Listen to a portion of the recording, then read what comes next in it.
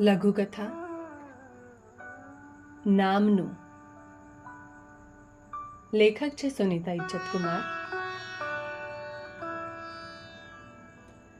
અલગ તરી આવતી મારી એક સખી,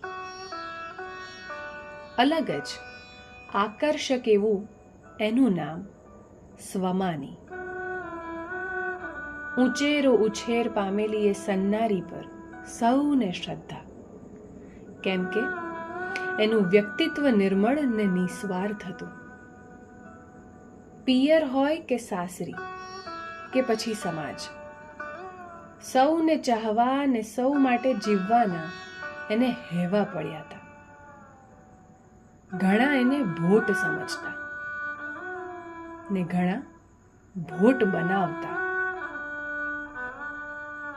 એ માટીમાં જ કંઈ ખોટ કે એને આમ જ જીવવું ગમતું.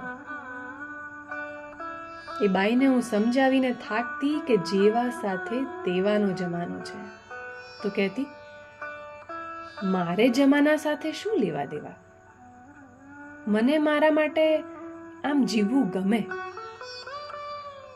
આ જ મારો ધર્મ.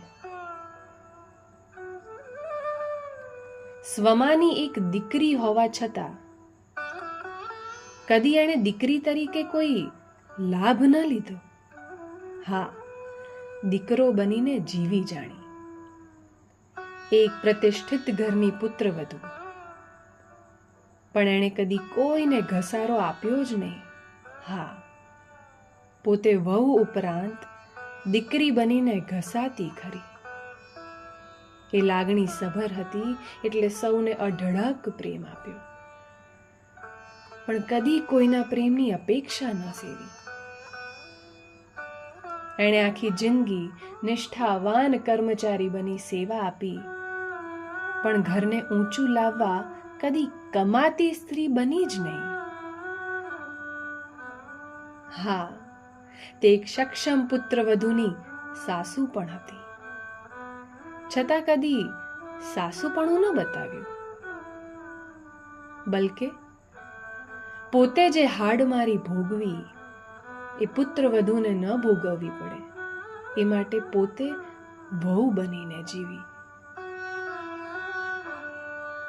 આ બધા વિચારો મને જ્યારે ભીંસી રહ્યા હતા ત્યારે એની નનામી લોકો બાંધી રહ્યા હતા. એ સાદાઈથી જીવીને સામ્રાજ્ય ઊભું કરી ગઈ હતી. એણે મરતા પહેલા પોતિકાજનોને બોલાવીને એક કાગળ પર સૌની સહી લીધેલી. સૌને સુખદ આશ્ચર્ય પમાડવાની એને ટેવ હતી. તે તન મન ધનથી ખર્ચાતી. એણે પોતાની જાતના ભુક્કા કાઢી નાખ્યા હતા. એણે વકીલ પાસે બંધ બારણે પેપર પણ તૈયાર કરાવી રાખ્યું હતું. આભળીને સૌ આવ્યા, માથા બોળ નાયા. પછી સ્વમાનીનું પાકીટ ખોલ્યું. ખાલી ખમ પાકીટમાં એક પત્ર હતો. એ પત્ર માટે સૌ ઉત્સુક હતા. એના પતિએ પત્ર વાંચવો શરૂ કર્યો, જેમાં આમ લખ્યું હતું: હું આશાવાદી હોવાથી મને ધીરજથી કામ લેવાની ટેવ હતી. મને સૌને પ્રેમ કરવો, સૌ માટે જીવવું ગમ્યું. પોતિકાજનો મારી સમૃદ્ધિ હતી. બિચારા તમે સૌ મારા માટે આવું ન વિચારી શક્યા. મારે પણ જીવવા પ્રેમની ખપ હતી.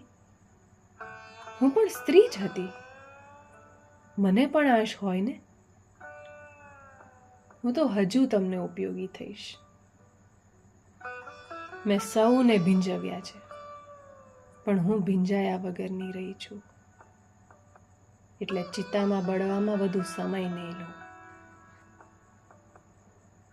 આમેય મારામાં સમયનું પણ રોકાણ ક્યાં કોઈએ કર્યું છે ખરું? રાહ જોઈને થાકેલી મેં અંતે મારી સંપત્તિ વૃદ્ધાશ્રમને દાનમાં આપી છે. સૌ પથ્થર બનીને ઊભા હતા અને સ્વમાની નામની એ નામ માત્રની દીકરી, પુત્રવધુ ને સાસુ પાણીની જેમ પોતાનો રસ્તો કરતી નીકળી ગઈ હતી.